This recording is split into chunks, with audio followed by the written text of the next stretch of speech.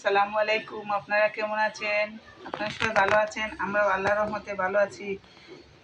এই দেখেন আমাদের কুরবানির মশলা আমরা রেডি করতেছি। এই যে এখানে হচ্ছে লং, এইখানে তেজপাতা, এখানে হচ্ছে গিয়ে দারুচিনি, এইটা হচ্ছে গিয়া জিরা, এইটা হচ্ছে গিয়ে সাদা এলাচ আর সবুজ এলাচ, আর এটা হচ্ছে গিয়া জয়ত্রী, এটা হচ্ছে স্টার মশলা।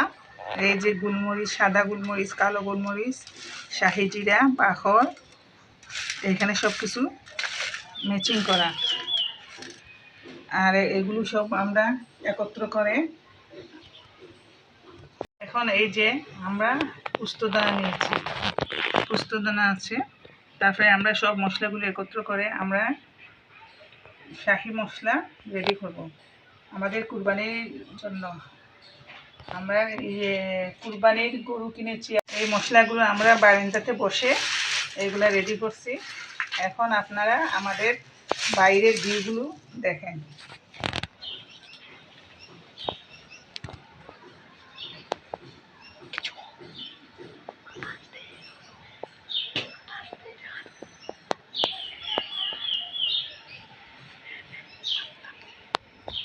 এই দেখেন আমাদের বাইরের ভিউ অনেক সুন্দর। এখন সকাল থেকে বৃষ্টি হচ্ছিল, দুপুর থেকে রোদ উঠছে।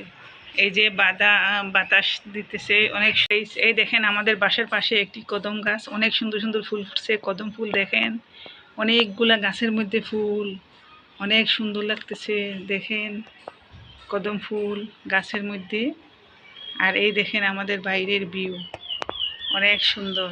আমি বললাম না, আরেকটা ব্লগে বলছিলাম না যে আমাদের পিছন সাইডটা গ্রামের মতো। এই দেখেন পুরোপুরি গ্রামের মতো, দেখছেন অনেক সুন্দর। অনেক গাছ আছে, কাঁঠাল গাছ, তারপরে কদম গাছ, লিচু গাছ, অনেক গাছ, আম গাছ, অনেকগুলা গাছ আছে, বুঝছেন। এই দেখেন আমি চুলার উপরে কড়াইটা বসিয়ে দিলাম। এখন আপনারা দেখেন যে মশলাগুলো আমি রেডি করছি, এইগুলা সবগুলো একসাথে আমি এই কড়াইয়ের মধ্যে দিয়ে দিচ্ছি। এগুলো হালকা ভেজে তারপরে আমি সুন্দর করে একটা মশলা তৈরি করব। আপনারা দেখেন, এই দেখেন সবগুলো একসাথে দিয়ে দিচ্ছি।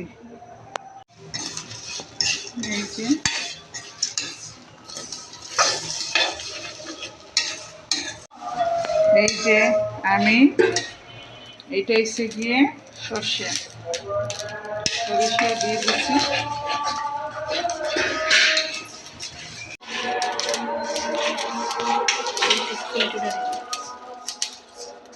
এই যে আমি মশলাগুলো আলাদা করে নিচ্ছি, আপনারা দেখেন।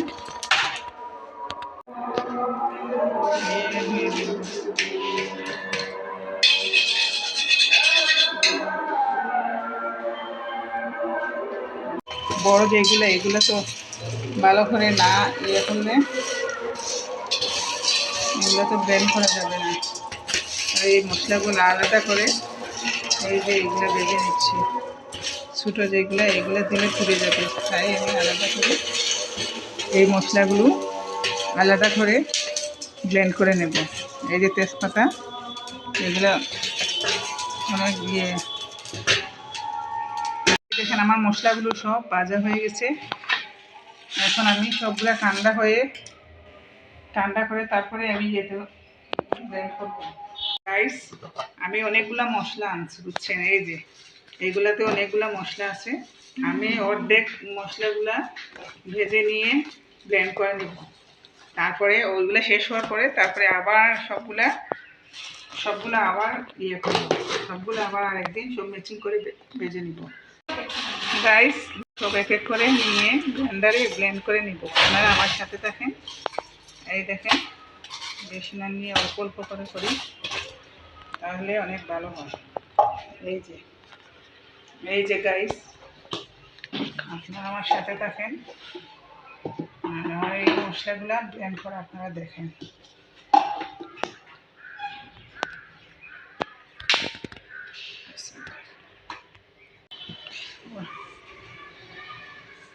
এই দেখেন আপনারা, আমি মশলাগুলা অর্ধেক করছি, এখন আর একটু বাকি।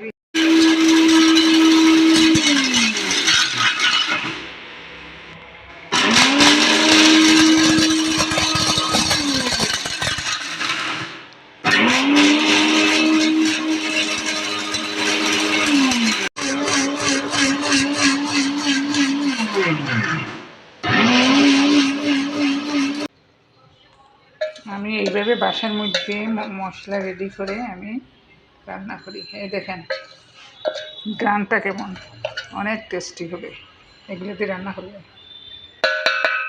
আমার এইগুলো শেষ হয়ে গেলে আমি আবার ব্লেন্ডারে ব্লেন্ড করে নিব এবং আপনাদেরকে দেখাবো, আপনারা সাথে থাকবেন। আমার এই মশলাগুলো দেখেন কেমন হয়েছে। হ্যালো গাইজ, আসসালামু আলাইকুম। আপনারা ভালো থাকেন, সুস্থ থাকেন, আর আমাকে কমেন্ট লিখে জানাবেন আমার এই মশলাগুলো কেমন হয়েছে। সবাইকে জানাই ঈদ মুবারক। ভালো থাকেন, সুস্থ থাকেন। আল্লাহ হাফেজ।